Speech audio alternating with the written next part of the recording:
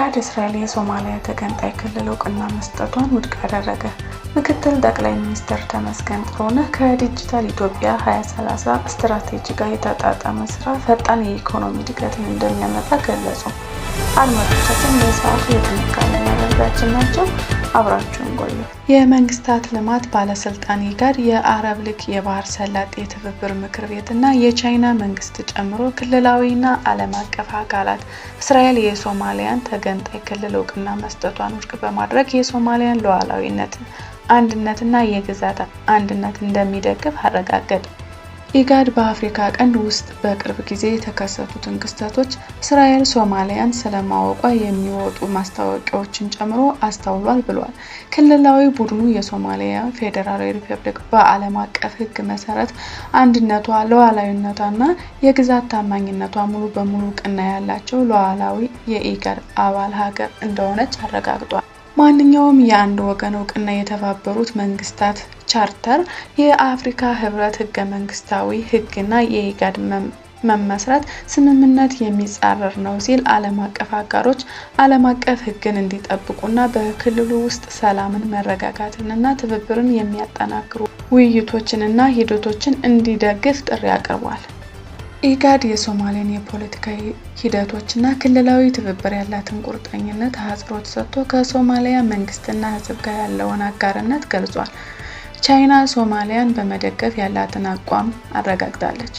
በሶማሊያ የሚገኘው የቻይና ኤምባሲ በይፋዊ የኤክስ አካውንቱ ላይ ባወጣው መግለጫ ቤጂንግ የሶማሊያን ሉዓላዊነት፣ ብሔራዊ አንድነትና የግዛት አንድነት በጥብቅ እንደምትደግፍ ገልጿል።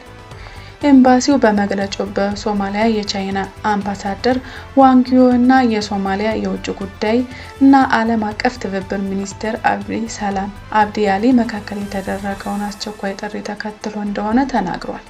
ማንኛውም የአንድ ወገንን እውቅና የተባበሩት መንግስታት ቻርተርን፣ የአፍሪካ ህብረትን ህገ መንግስታዊ ህግና የኢጋድ መመስረት ስምምነትን የሚጻረር ነው ሲል ዓለም አቀፍ አጋሮች ዓለም አቀፍ ህግን እንዲያከብሩና በክልሉ ውስጥ ሰላምን፣ መረጋጋትንና ትብብርን የሚያጠናክሩ ውይይቶችንና ሂደቶችን እንዲደግፉ ጥሪ አቅርቧል። ኢጋድ ከሶማሊያ መንግስትና ህዝብ ጋር ያለውን አጋርነት የበለጠ ገልጿል እና ለአካታች የፖለቲካ ሂደቶችና ክልላዊ ትብብር ያላትን ቁርጠኝነት በድጋሚ አረጋግጧል። የአረብ ሊግ ዋና ጸሐፊ አህመድ አቡልጌት የእስራኤል ለሶማሌላንድ እውቅና መስጠቷ የዓለም አቀፍ ህግን በግልጽ መጣስና የመንግስታትን አንድነትና ሉዓላዊነት መርህ በግልጽ መጣስ እንደሆነ ተናግረዋል። የአንድ ወገንን እውቅና ለመስጠት የሚደረግ ማንኛውም ሙከራ በሶማሊያ የውስጥ ጉዳዮች ውስጥ ተቀባይነት የሌለው ጣልቃ ገብነትን የሚያመላክትና ክልላዊና ዓለም አቀፋዊ ደህንነትና መረጋጋትን አደጋ ላይ እንደሚጥል አስጠንቅቀዋል። በተለየ መግለጫ የጂሲሲ ዋና ጸሐፊ ጃሲም የባህር ሰላጤው ቡድን እስራኤል የሶማሌላንድ ነጻነት እውቅና መስጠቷን ውድቅ በማድረግ የዓለም አቀፍ ህግ መሪዎችን ከባድ ጥሰትና የሶማሊያን ሉዓላዊነት በግልጽ መጣስ ሲሉ ጠርተውታል። እርምጃው በአፍሪካ ቀንድ ውስጥ ያለውን መረጋጋት ሊያዳክም እንደሚችልና ሰላምንና ደህንነትን ለማጠናከር የሚደረገውን ክልላዊና ዓለም አቀፍ ጥረት የሚቃረን መሆኑን አስጠንቅቀዋል።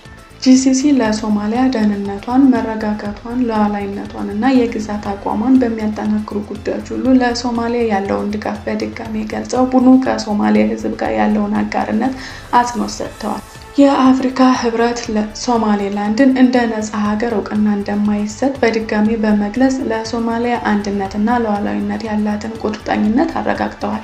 ከሶማሌላንድ ጋር በተያያዘ በቅርብ ጊዜ የተከሰቱ ክስተቶች ሲሉ ለገለጹት ነገር ምላሽ በሰጡበት መግለጫ የአፍሪካ ህብረት ኮሚሽን ሊቀመንበር መሐመድ አሊ ዩሱፍ የአህጉራዊ አካል ለረጅም ጊዜ የቆየውንና ወጥ የሆነው አቋሙን በማያሻማ ሁኔታ አረጋግጠዋል።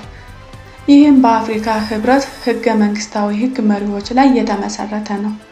የህብረት አቋም በተለይ በአፍሪካ ህብረት ቀዳሚ የሆነው የአፍሪካ አንድነት ድርጅት በ1964 ባጸደቀው ውሳኔ መሰረት በነጻነት የተወረሱትን ድንበሮች በማይዳሰስ መልኩ በማክበር ላይ የተመሰረተ መሆኑን አጽንዖት ሰጥቶታል። ምክትል ጠቅላይ ሚኒስትር ተመስገን ጥሩነህ በብልጽግና አጀንዳው መሰረት ከዲጂታል ኢትዮጵያ 2030 ስትራቴጂ ጋር የተጣጣመ ስራ በስፋት የስራ ፈጠራን በመጠቀም ዘላቂና ፈጣን የኢኮኖሚ እድገትን ለማምጣት ቁልፍ አንቀሳቃሽ ሆኖ እንደሚቀጥል አስተዋወቁ። ምክትል ጠቅላይ ሚኒስትሩ እንደገለጹት በብልጽግና አጀንዳው መሰረት ከዲጂታል ኢትዮጵያ 2030 ስትራቴጂ ጋር የተጣጣመ ስራ ፈጣሪነት በስፋት የስራ ፈጠራን በማድረግ ዘላቂና ፈጣን የኢኮኖሚ እድገትን ለማምጣት ቁልፍ አንቀሳቃሽ ሆኖ እንደሚቀጥል አጽንኦት ሰጥተዋል። በኤክስ ላይ ባደረጉት መልእክት ከዲጂታል ምክር ቤት አባላት ጋር በተዘጋጀው የኢንተርፕረነርሺፕ ልማት ፖሊሲ ላይ ለመወያየት የመስመር ላይ ምክክር እንደተደረገ ገልጸዋል። ፖሊሲው ከዲጂታል ኢትዮጵያ 2030 ግቦች ጋር በሚስማማ መልኩ ዲጂታል ፈጠራንና ተወዳዳሪነትን የሚያበረታታ ሁሉ አቀፍ ብሔራዊ የስራ ፈጠራ ንቅናቄን ለማቀጣጠል ያለመ እንደሆነ ተገለጸ።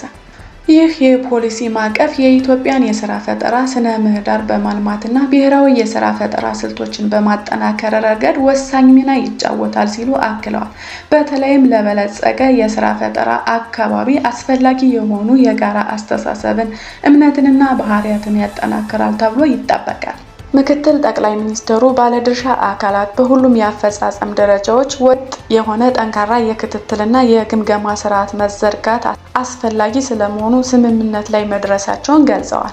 እንዲህ አይነቱን ስርዓት በአፈጻጸም ሂደት ውስጥ ጥንካሬዎችን፣ ክፍተቶችን ለመለየትና ፖሊሲው የታለመውን ውጤት ማሳካት መሆኑን ለማረጋገጥ ወሳኝ ይሆናል ሲሉ አብራርተዋል። በተዘጋጀው የኢንተርፕረነርሺፕ ልማት ፖሊሲ ላይ ሰፊ ውይይት ከተደረገ በኋላ ሰነዱን ለሚኒስትሮች ምክር ቤት እንዲያጸድቅ ለማድረግ ስምምነት ላይ መደረሱን ገልጸዋል። በተጨማሪም የኢትዮጵያ ዲጂታል ብልጽግና በሁሉም የኢኮኖሚ ዘርፎች ስራ የሚፈጥሩ መፍትሄዎችን የሚያቀርቡና ሀብት የሚያመነጩ ስራ ፈጣሪዎች እንደሚሆኑ አብራርተዋል። አድማጮች፣ የሰዓቱ ዜናዎች እነዚህ ነበሩ። አብራችሁን ስለቆያችሁ እያመሰገን መልካም ቆይታ።